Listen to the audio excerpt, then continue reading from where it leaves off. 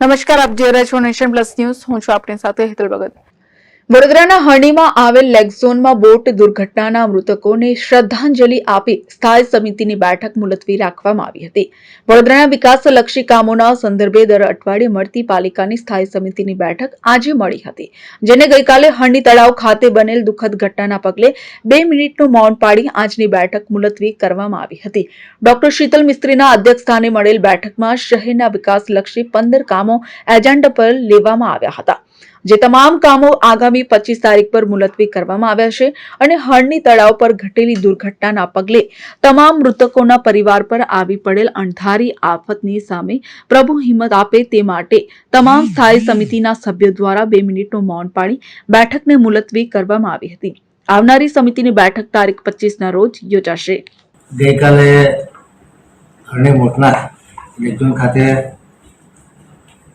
New sunrise સ્કૂલના બાળકો picnic કરવા માટે ગયા હતા અને બોટની મજા માણવા માટે બોટમાં બેઠા હતા, પરંતુ કરુણ અકસ્માત થવાથી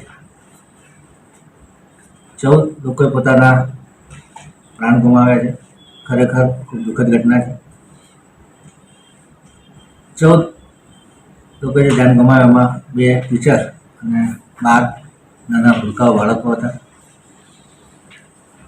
પોતાના ખૂબ વાલા આંખના તારા ગણી શકાય એવા નાના બાળકો જ્યારે માતા પિતા ભોગવતા હોય છે, ખૂબ ઘેરા શોકની લાગણી અનુભવતા હોય છે, ત્યારે વડોદરા મહાનગરની સ્ટેન્ડિંગ કમિટી તમામ પરિવારો પ્રત્યે પોતાની સહાનુભૂતિ વ્યક્ત કરી રહ્યું છે.